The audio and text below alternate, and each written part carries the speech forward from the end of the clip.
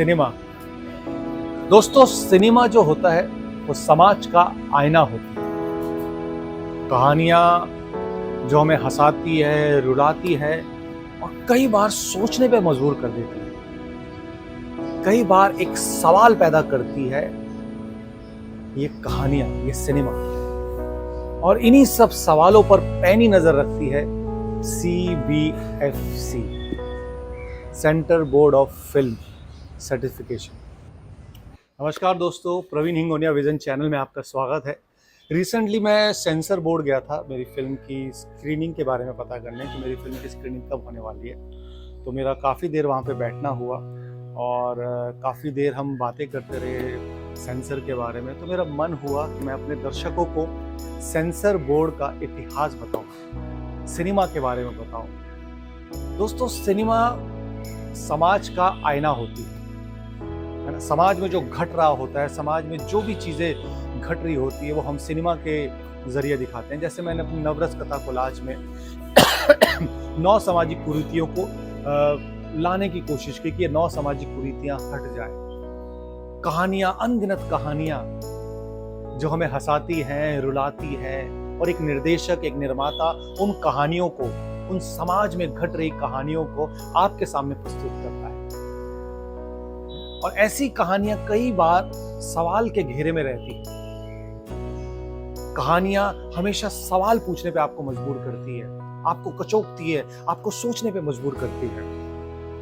और जब कहानियां सवाल उठाती है और इन्हीं सब सवालों पर पैनी नजर रखती है, इन्हीं सब सवालों पर ध्यान रखने के लिए एक संस्था बनाई गई है जिसका नाम है सेंसर बोर्ड।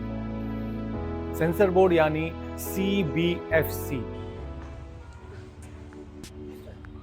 दोस्तों, आज जिसे हम सेंसर बोर्ड कहते हैं, CBFC यानी centre board of film certification, उसकी कहानी आज की नहीं है दोस्तों। तकरीबन 100 साल पुरानी कहानी है।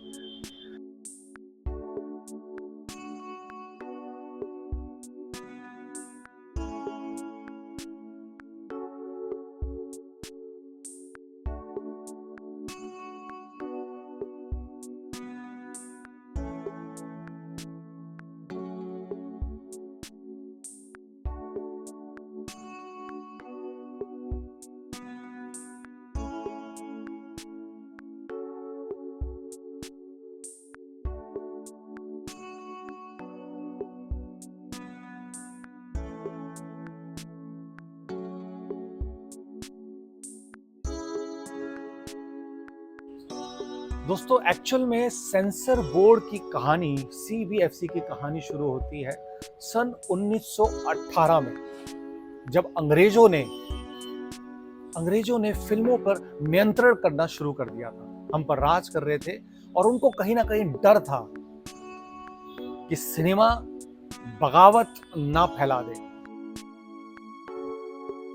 भारत में फिल्मों के लिए पहली बार सिनेमाटोग्राफर एक्ट बना सन 1918 में। इस एक्ट का मकसद था कि ब्रिटिश सरकार ये तय करे कि कौन सी फिल्में दर्शकों को दिखाई जाए और कौन सी नहीं दिखाई जाए। शुरुआती दौर में सेंसरशिप पुलिस कमिश्नर और स्थानीय अधिकारियों के हाथ में थी। 1918 एक्ट के तहत भारतीय फिल्मों को पहले अंग्रेजी अफसरों के आगे से गुजरना पड़ता। आजादी के बाद जरूरत थी एक नई व्यवस्था की। 1952 में सरकार ने बनाया सिनेमाटोग्राफर एक्ट 1952। अब सेंसरशिप प्रांतीय नहीं बल्कि राष्ट्रीय स्तर पर होने लगी। 1983 तक शोले ने चारों तरफ गदर मचा दिया था और हर जगह शोले की बात थी। अमिताभ बच्चन सर अपने पीक पर थे और उसी टाइम पर इसका नाम बदल के, सेंसर का नाम बदल के CBFC कर दिया गया, यानी centre board of film certification कर दिया गया।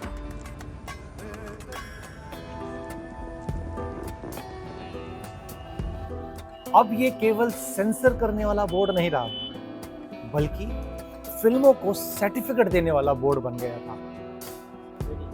4 कैटेगरी बनी, U, UA, A और S।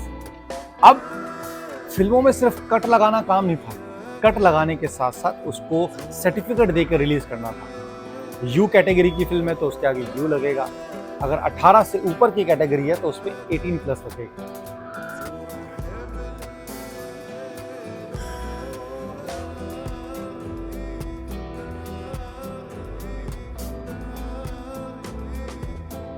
हर फिल्म को एग्जामिन कमेटी देखती है और एग्जामिन कमेटी देखने के बाद आपस में निर्णय करके ये तय करती है कि इस फिल्म को क्या कैटेगरी मिलनी चाहिए। कभी कभी वो यू देते हैं, यूए देते हैं, और उनको ऐसा लगता है कि नहीं, ये 18 साल के ऊपर के लोगों को देखनी चाहिए, तो वो A+ 18 की कैटेगरी देते हैं, ए कैटेगरी।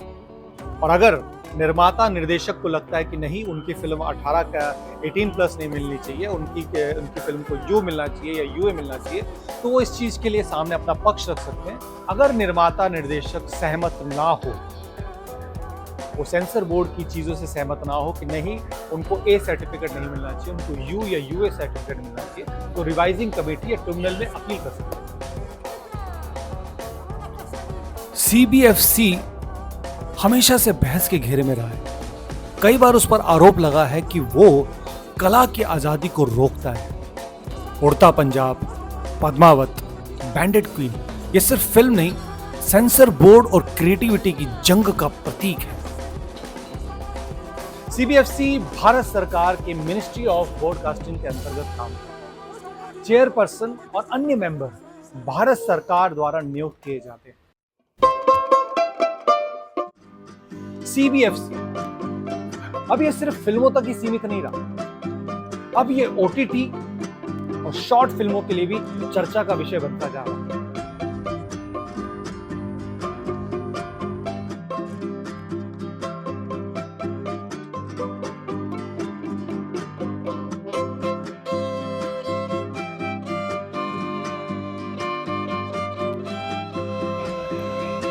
फिल्म इंडस्ट्री हमेशा मांग करती रही है कि क्रिएटिव फ्रीडम बरकरार रहे।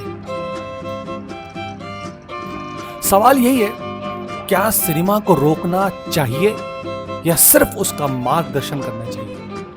सेंसर बोर्ड की कहानी यही बताती है कि सिनेमा और समाज हमेशा एक संवाद में है और इस संवाद का हिस्सा है CBFC।